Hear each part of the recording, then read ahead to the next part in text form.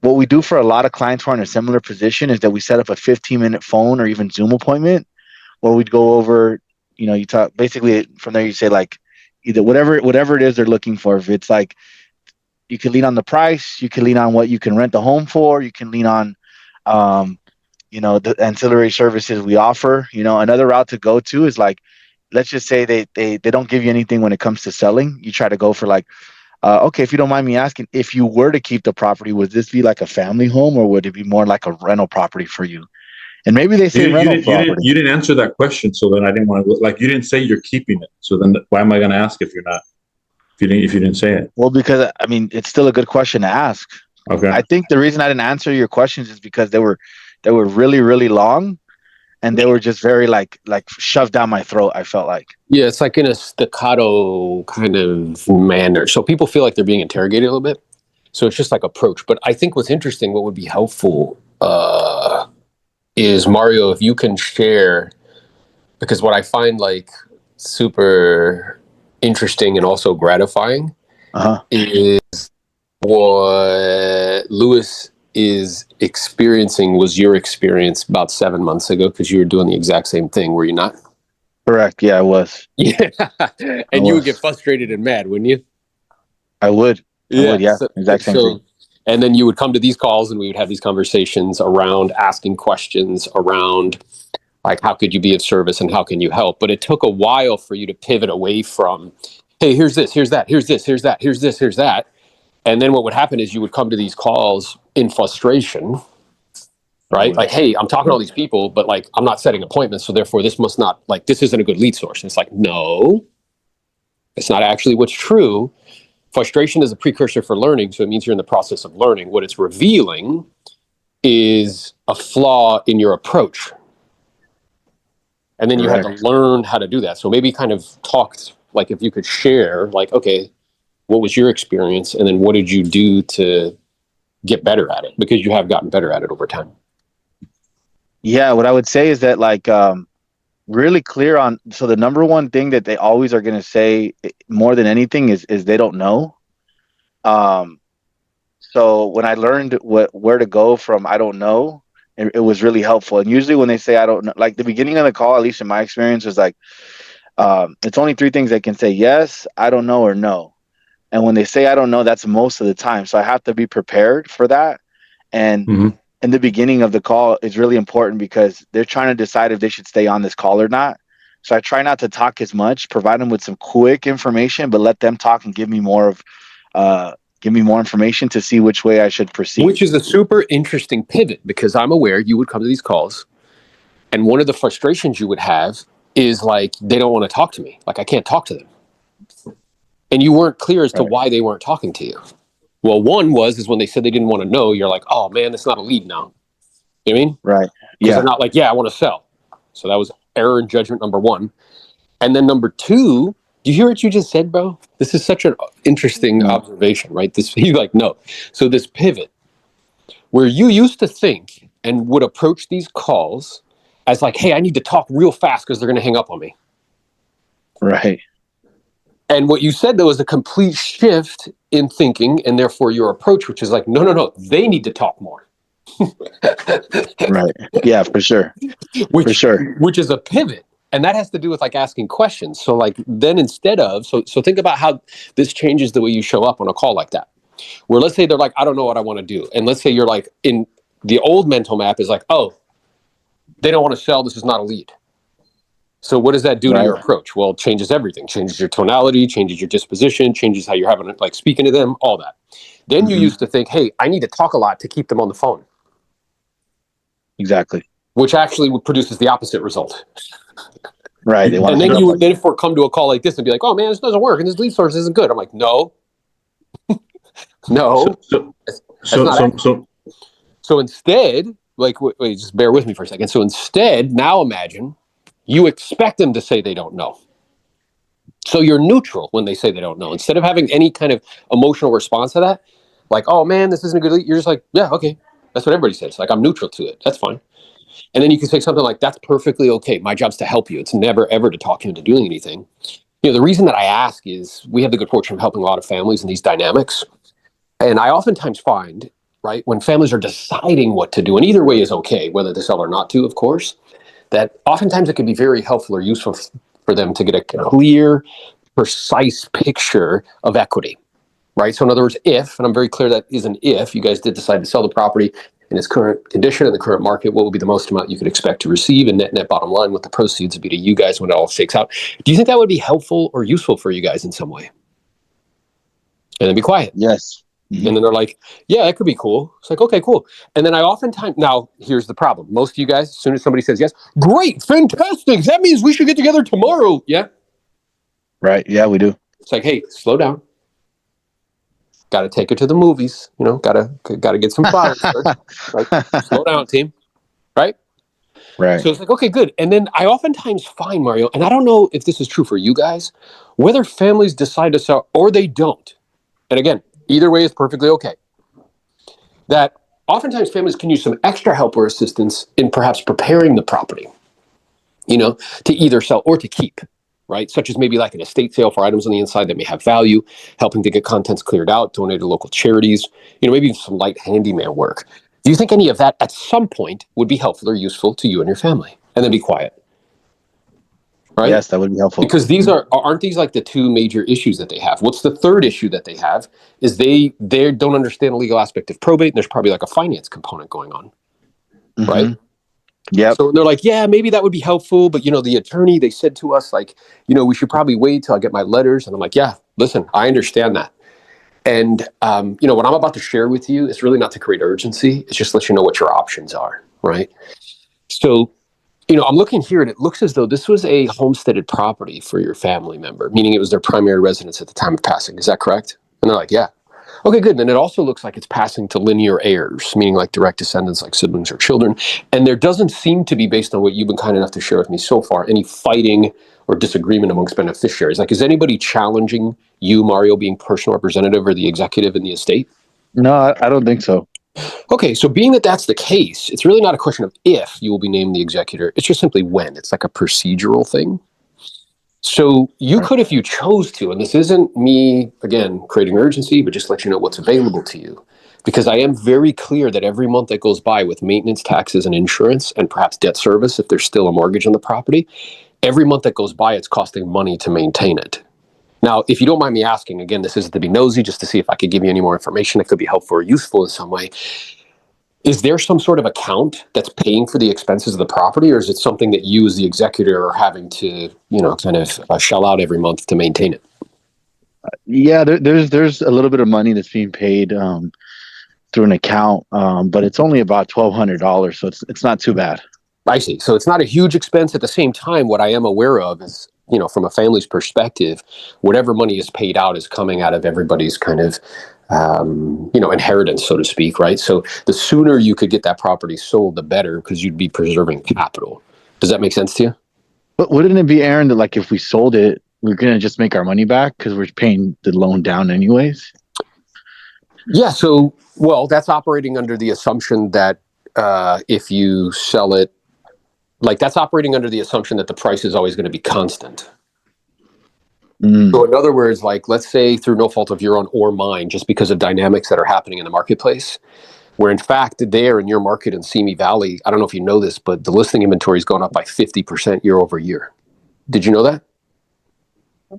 No, I didn't know that. Yeah, and the demand, meaning the amount of properties being sold every month, it's actually stayed the same. Now you tell me, when inventory goes up and demand stays the same, what usually happens to prices, Maria? They usually, I'm assuming they go down or they stay the same. Yeah, they usually have downward pressure, and that's precisely what we're seeing in the market right now. So let me ask you this. If there was a way, right, where you could, of course, you know, cross all the T's and dot all the I's and actually get this property sold sooner rather than later, if there was a financial benefit for you to do that, where not only could you get more now and preserve any outlay of expenses, and somebody could take that off of your shoulders, put it on theirs, and make it real smooth and easy for you in terms of like, you know, preparing the property and things of that nature. Is that something you guys would be open to? I think so. I would just have to talk to my siblings, you know, because I don't know if they know all that's about the market. Yeah, and I appreciate your willingness to share that. And most often than not in these dynamics, you know, I know that when there's more than like one person in a room, there's a crowd. So everybody has their own idea. And I'm also aware, because we help so many families in these dynamics, the goal and objective, if it's at all possible, is to preserve familial harmony, right? Mhm. Because oftentimes what's intended to be a gift, it ends up being something people fight about. So we certainly don't Right. want that to be the case. So with all that being said, can I make a suggestion? Sure. Yeah, well, based on what you've been kind enough to share with me, I'm hearing a couple things from you very clearly. First is that we're not entirely sure what you guys are going to do. And that's perfectly okay. As I mentioned to you, my job's to help you. It's never, ever to talk you into doing anything. The second thing I'm hearing from you is that the more information that you can gather right now, not only what's happening in the marketplace and the benefits of doing, getting the home sold sooner rather than later, and also number two, some of the legal aspects of probate that will allow us to, get the process started a little bit sooner rather than later, and making sure we do so in a way that crosses all the T's and, dots all the I's, as well as what we could get on the open market, a clear picture of equity. The better equipped you guys will be as a family, so you can make the decision that you feel is best when the time is right. So what I'd like to do is this, and I really wouldn't mind. I have a lot of families that are at a similar stage in the process. And what we do initially is we schedule a very simple 10, maybe 15-minute, no obligation whatsoever, phone or Zoom appointment where we can see each other. And what I can show you is a couple things very clearly, right? The first is very specifically and realistically in its current condition, what would be the most amount we could expect to receive in the current market? And net bottom line, what the proceeds would be to you and your family when it shakes out. The second thing we can go over is some of these legal aspects of probate that would actually allow you to proceed sooner rather than later, as well as market conditions, right? So we can determine if it makes sense to kind of move up timelines. And then at least this way, whatever you guys decide to do, Mario, whether it's sooner, later, me or somebody else, you decide to sell or you don't, you'll have all the most important information you need so you can make the decision that you feel is best in terms of how to proceed.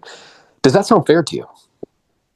Yeah, that sounds fair. I don't know if I can get my family on the call, but I wouldn't mind. We can do like a small call. That would be okay. Yeah, for sure. Yeah, and with your permission, of course, those Zoom calls can be recorded. I can record it, and then you could forward it to your siblings. Now, I'm curious because my experience is if it's at all possible, having as many of your siblings on the call would really be best. Obviously, A, for transparency, so nobody could come back to you as the executor and be like, you didn't tell me. But also, B, it avoids having that play that game of telephone, right? So if they have any questions, I can answer them on the spot. So if we were to connect, right, under normal conditions, me, you, and your siblings via Zoom, I'm imagining probably sometimes in like the early evening would probably be best. Would you agree with that? Yeah, that's probably right. Okay, good. And do you think like 6 p.m. Yes. would work, or do you think a little bit later at 7 would be better for all parties? Yeah, probably 7. All right. So what I'll do is this. I'll grab a pencil with a very big eraser. I'll pencil something in for, let's say, we're at Tuesday, so it gives them a little bit of time to review the information. You can speak to them. Let's say actually today's Wednesday, so let's say like Friday, right? I'll pencil it in for that time at 7. I'll have my assistant. Her name is Carla. She'll call you just to confirm, make sure that time still works for you guys. I'll send you an email with some information attachments, which you can then forward to your siblings. Of course, if we need to change it or move it around, we can always do that. Does that sound okay? That sounds okay. All right, awesome. Now, before we connect, I just have a couple super quick questions to ask you, just to make sure that I'm fully prepared and I can provide the most accurate information and really be the best assistance to you and your siblings. And I'll be brief because I know your time is valuable, and then we go into prequal. So I didn't do that to hear myself speak. What are you aware of, and what are you noticing in terms of what I was referring to as far as approach? Me and Luis Yeah. Or me? No, you, Mario. Oh, yeah. You're what I like that you did there is that you use the market dynamics to basically create some urgency and let them know that, yeah, you could say that you're not losing money, and maybe you're not, but you don't know that for sure until we meet. And I want to tell you about the market. And in reality, you're most likely going to lose money if you wait. And yeah, you're basically telling them that as well with the call. Like, yeah, we could get on a call together, but it might be in your benefit to get everybody together so that nobody misses out on the information. And the sooner you do things, the more money you're going to make. This is all for your benefit and for the benefit of the estate. Yeah. So who's that all about? All of that. It's about me.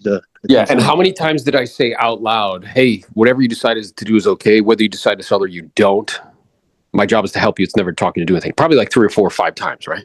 Yeah, a lot of it was spent on basically like approving what I wanted to do or like acknowledging what I wanted to do, and then like putting like suggesting something else, not really like charging. It was more like, what about this? What if we went this way? It felt like the velvet hammer. And then I'm curious, right? Based on the quality Yeah, of the questions that I was asking, do you have any doubt in your mind that I'm competent and I know what I'm doing? no doubt. No doubt. You see how it's actually counterintuitive.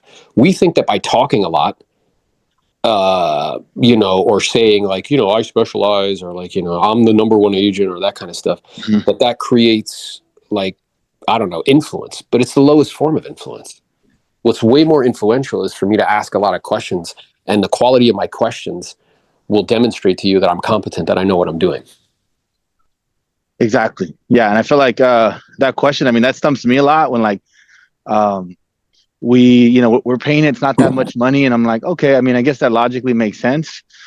So the way you framed it, I think is going to be helpful because it's one of the objection handlers that kind of gets me. Yeah, and what I said to you is 100% true.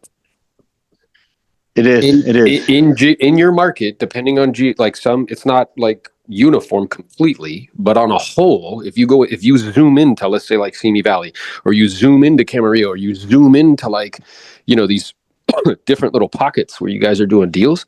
Part of that is I'm going to be doing a State of the Union kind of halfway through the year analysis, is what's going on in the market, what's working, what's not working, what do you need to be doing in order to get your unfair share of the business and do more deals. But I asked Jose to send me all of his stats. Mm-hmm. I think. And I think. and those Where? stats are true. Like, there's Yeah. markets where there were 30 homes on the market last year. At this time, there's 60 now. And the sales last year, like in let's say in 30 days, right, in the previous month, last year we're like at 15, and this year they're like at 14. So like, Right. supply's jumping dramatically by 30, 40, 50%, and demand is staying the same. Well, when that happens, prices come down. That's why you're seeing less activity. That's why you're seeing property sitting on the market for longer. That's why you're seeing needing to get price reductions in order to move inventory. That's why you're seeing offers come in less than the asking price. And during inspections, or during like, when it's under contract, buyers are coming back and asking for more. Mm-hmm. Just because they can, because the leverage is shifting. You know what I mean? So what I explain to people is like, when you think of, bro, if anybody on this call was selling real estate in 2020, 2021, sellers were obnoxiously and disgustingly greedy. Like, out of control, bro. Like, hey, pay me $100,000 above the asking price, remove all your contingencies, don't do an inspection, and I don't care what the appraisal says. Like, wildly greedy. Well, what's happening now is that pendulum is starting to swing. And now that leverage is shifting over to the buyers, and they're making offers less than the asking price and asking for more, right? So strategically, you just got to equip yourself. But anyway, it's a little bit of a digression. But what I was saying is true. Like, hey, have you ever, like, yeah, that's operating under the assumption that like prices always stay the same. At the same time, are you familiar with what's happening, in the marketplace here in Simi Valley at the moment? And they're like, no. And then I give you some of those stats, and it's like, oh, wow. Mm-hmm. But again, that's in your best interest. Right. Right. And to add to that, wouldn't it be like when you're paying a loan, it's not like dollar for dollar, every dollar goes towards your principal. Most of it goes towards like interest. Yeah, 100%. And it's a sunken cost.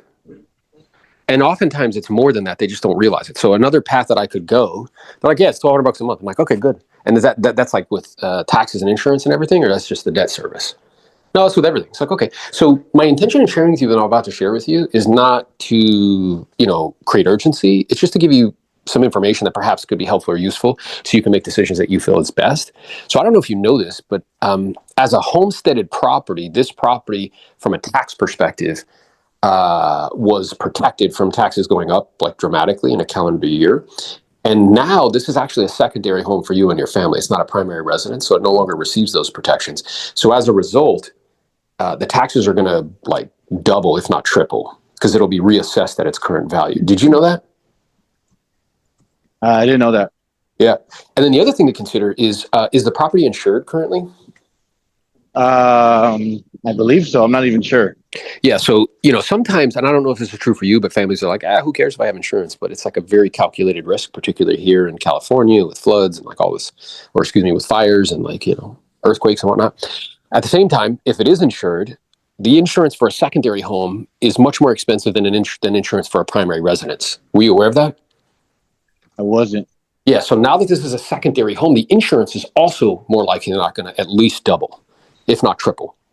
So while I know it seems initially right now like, oh, it's only costing $1,200 a month, at the same time, if the insurance doubles and triples and the taxes do as well, it's actually not $1,200 a month. What it's actually costing is more like $3,000 a month. Have you thought about that? I haven't thought about that. Yeah. So usually when families think about that and they can see that, they end up and they recognize simultaneously that they can get it done sooner rather than later, provided that certain criteria are met. They usually decide to do that, right? Because in selling it sooner, they end up saving time, and then that ultimately equates in carrying cost. Does that make sense to you? That makes sense. Yeah. And just by you saying that demonstrates that we should get together and discuss the options. May I make a suggestion? Then boom, we go into a closing sequence. Nice. That totally makes sense. It's another point to selling because, the tax always get reassessed. We don't have homestead in Cali, but they get reassessed like the same way. And they go up dramatically. Yeah. Like a lot. Exactly. And people don't see that. They don't realize that, right? So they're like, they have this like really nonchalant, like, yeah, whatever, it's not a big deal. And I'm like, yeah, okay, I see where you're coming from. Like at the same time, have you considered this? And they're like, what do you mean? And then you tell them and they're like, oh, like I didn't know that. And that could be like legit $1,500 more per month. Good. Yeah, exactly. So there's different ways you could go with it. But you see, like the goal is again, so main takeaways for everybody that's on this call. Them saying they don't know is not negative. You need to be neutral to that. If you think it's negative, then it's going to affect your communication with them. Number 2, the goal is for them to talk. Right? Ask questions. Right. Number 3, the quality of your questions demonstrates competency. Number 4, you want to position yourself as a guide to help them to solve their problems. I need everybody on this call to understand something. People do not buy your service. They buy the result. That's what they want. They want the result. Right? So you position yourself as a guide to help them to solve their problems.